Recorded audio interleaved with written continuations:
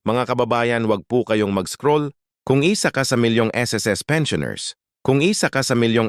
pensioners, o may lolo-lola o magulang na umaasa SA pensyon, may napakahalagang balita kami tungkol SA 13th month pay ninyo, SA 2026 na pwede kayong maligaw. Kung hindi nyo malalaman, maraming pensioner ang nagulat nung nalaman nila na iba na ang schedule ng kanilang 13th month pay, at kung hindi nyo susubaybayan itong video hanggang dulo, baka mawalan kayo ng pera na karapatan nyo. Panoorin ninyo ito ngayon dahil SA dulo ibubunyag namin ang eksaktong halaga petsa ng release at kung sino talaga ang makakakuha, wag palampasin.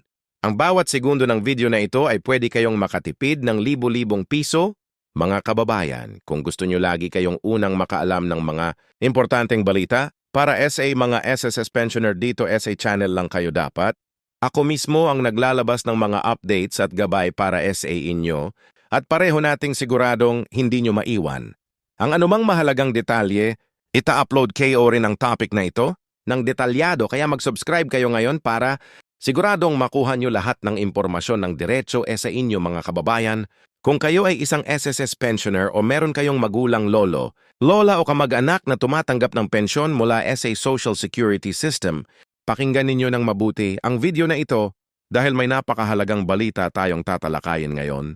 Maraming nagtanong sa amin sa comment section tungkol SA 13th month pay ng mga SS pensioner, kung kailan ito ilalabas, magkano ang matatanggap, at sino BA talaga ang kwalipikado. Kaya naman SA video na ito, bibigyan namin kayo ng kumpletong impormasyon mula simula hanggang katapusan. Para walang maiwanang hindi naiintindihan, huwag kayong aalis sa video na ito dahil baka may mahalagang detalye kayong mapalalagpas na maaaring makaapekto sa inyong benepisyo. Una sa lahat, pag-usapan natin kung ano BA talaga ang tinatawag na 13th month pay para SA mga SSS pensioner. Marami sa atin ang pamilyar. SA 13th month pay ng mga empleyado SA pribadong sektor, yung dagdag na sahod na binibigay SA kanila bago magpasko. Ngunit para SA mga pensioner ng SSS, iba ang sistema. Ang kanilang 13th month pay ay tinatawag ding 13th month pension o Christmas bonus ng SSS. At ito ay isang karagdagang bayad na katumbas ng isang buwang pensyon na ibinibigay bilang pasasalamat at tulong sa mga pensioner, lalo na ngayong panahon ng Kapaskuhan. Hindi ito isang bagong benepisyo. Matagal na itong pinagkakaloob ng SSS sa kanilang mga miyembro na nagretiro na at tumatanggap na ng regular na buwan ng pensyon. Ang pagkakaiba lang na ngayon ay siya ang timing ng pagpapalabas ng nasabing 13th month pension para sa taong 2026 ngayon. Bakit kailangan pang ipaliwanag ang timing? Kasi maraming pensioner ang nagtanong, dati natatanggap kayo ang aking 13th month pay sa Disyembre, bakit ngayon sa Marso 2026 PA? Ito ang eksaktong tanong na susugurin natin ngayon. Ayon SA mga pinakabagong impormasyon mula SS, may hakbang na ginawa ang pamahalaan at ang SSS mismo para mas mapabilis ang proseso ng pagpapalabas ng benepisyo sa mga pinare. Ang layunin ay simple, ayaw nilang tamaan tala PA ang pera ng mga matatanda at mga retirado, lalo na ang mga taong lubos na umasa sa kanilang buwan ng pensyon bilang pangunahing pinagkukunan ng kabuhayan. Kaya naman ang 13th month pay na kadalasan ay nililista at ipinamamahagi sa ipagtatapos ng taon ngayon ay may posibilidad na ilabas ng mas maaga, at ang Marso 26 ay isa sa mga pinaka-inaasahang petsa ng pagpapalabas. Mahalaga ring maunawaan natin ang kaibahan ng maagang pagpapalabas at regular na pagpapalabas. Sa nakaraang mga taon, ang 13th month pension ng SS ay karaniwang ilinalabas sa Nobyembre o Disyembre bilang bahagi ng holiday assistance ng pamahalaan. Ngunit SA ilang mga taon nagkaroon ng pagkaantala dahil sa iba't ibang kadahilanan, kabilang ang proseso ng pagpapatunay ng mga miyembro teknikal na isyu sa sistema ng bayad o kaya naman das na mga pagbabago SA patakaran ng SSS at SA sitwasyong ito. Ang Marso na petsa ay hindi ibig sabihin na huli na ito. Sa katunayan, maaari itong mga hulugang ang S ay nagbibigay ng advance o maagang pagpapalabas ng benepisyo para sa taong 2026 na ang dating expectation ay ilalabas lamang sa bandang katapusan ng taon. Ito ay isang magandang balita para SA mga pensioner dahil nangangahulugang hindi nila kailangang maghintay ng matagal. Para mas maunawaan natin ang buong larawan, Kailangan nating pag-aralan kung sino BA ang mga kwalipikadong makatanggap ng 13th month pension. Mula SASSS, hindi lahat ng miyembro ng SSS ay automatikong makakatanggap nito. May mga particular na kondisyon na kailangang matugunan. Una, kailangan kang maging isang aktibong pensioner ng SSS. Ibig sabihin, kasalukuyan kang nakatanggap ng buwanang retirement pension mula SASSS. Ang mga miyembro na nag-apply PA lamang para sa pensyon o kaya naman ay nasa proseso PA ng pag-apruba ay hindi kasama SA kategoryang ito. Pangalawa, ang mga disability pensioner, yung mga miyembro na hindi nakapagtrabaho o hindi na makakapagtrabaho dahil SA permanenteng kapansanan at tumatanggap ng monthly disability pension.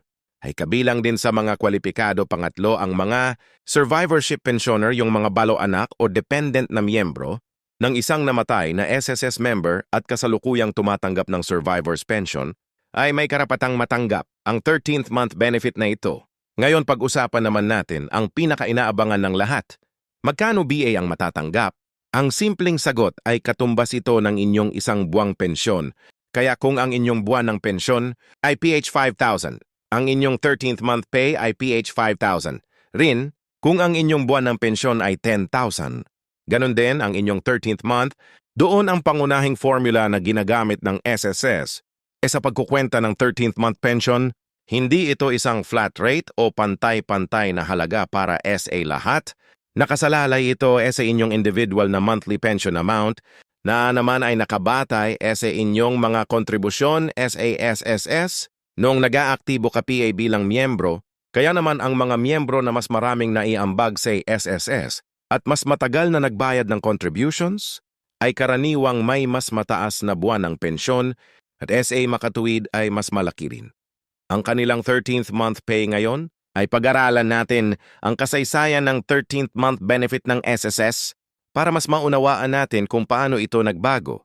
SA paglipas ng panahon, noong mga nakalipas na dekada ang mga benepisyo ng SSS ay hindi gaanong komplikado.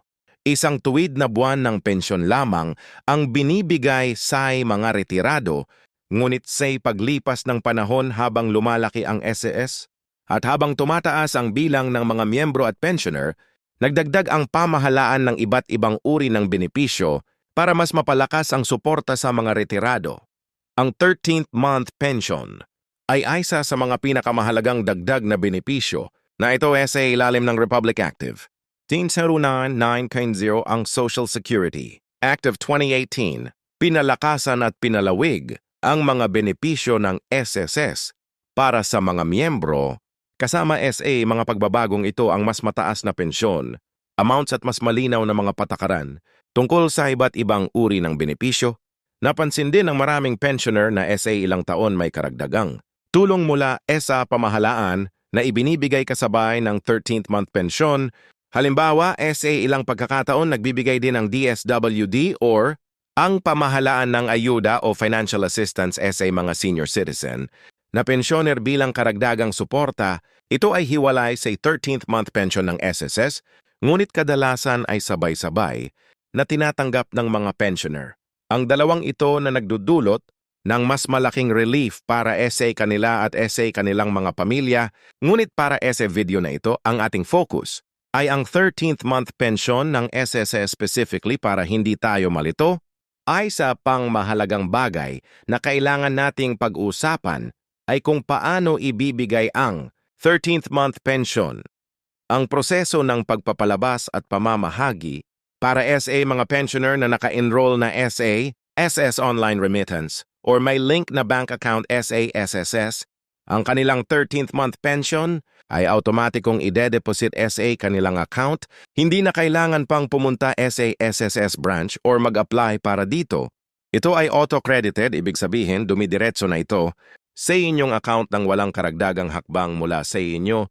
Ito ay isa sa mga pinakamag-inhawang aspeto ng modernisasyon ng SSS. Ang sistema nila ngayon ay mas digital at mas mabilis kaysa dati para naman SA mga pensioner na hindi PA nakalink ang kanilang bank account SASS o kaya naman ay gumagamit PA rin ng UMID card para sa kanilang pensyon. Ang proseso ay bahagyang naiiba. Maaring kailanganin nilang pumunta sa kanilang authorized bank or remittance center para makuha ang kanilang 13th month pension. Mahalaga rin na matiyak na ang inyong